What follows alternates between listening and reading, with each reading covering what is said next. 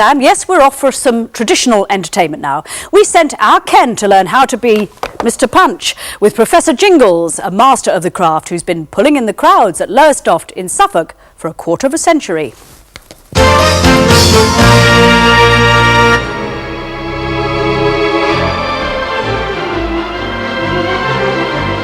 I actually started when I was 10, after I saw my first show at the beach at Lowestoft.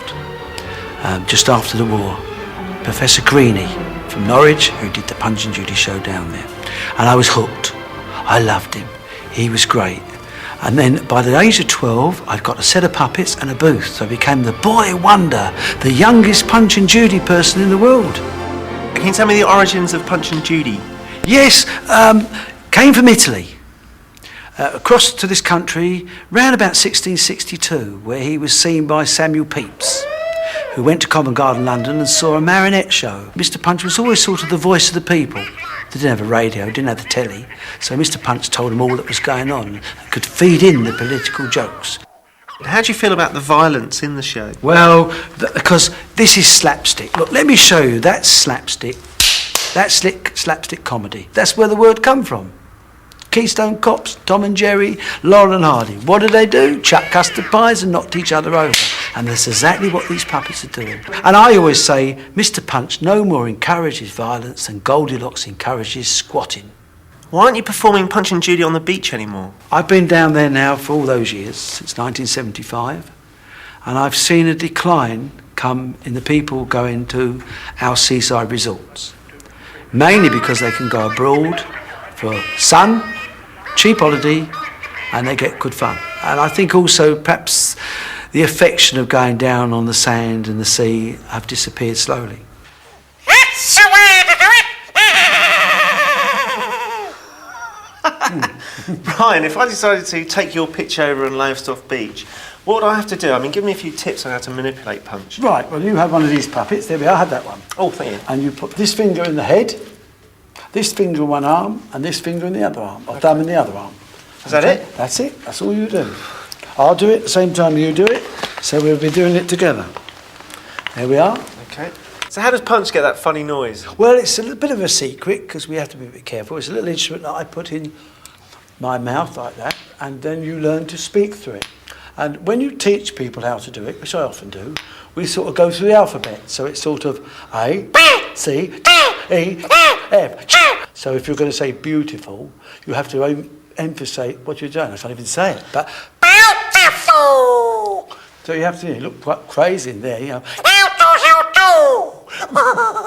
Quite weird, isn't it, sort of thing.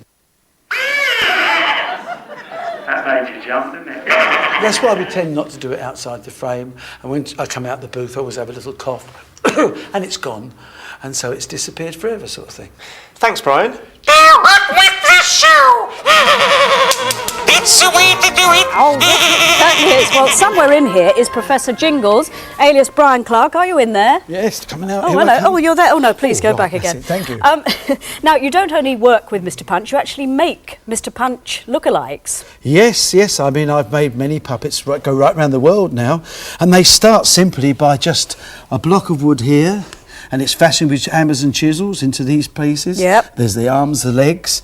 And So you do the whole lot yourself, do you, chiselling it out? yes, painting them and chiseling them. And my wife makes the clothes. So each Mr. Punch obviously has his own character then, in that Well, case. it's pretty standard because he's got a hooked nose, a humped back and a hooked chin. So Yeah. we haven't got too much to change. Quite charming, yeah. And of course you make other characters as well. I was fascinated by the lady at the end of the table. Who is that? That's Pretty Polly. Mr. Punch is his mistress. I'm not familiar with that. No, Mr. Punch is, though.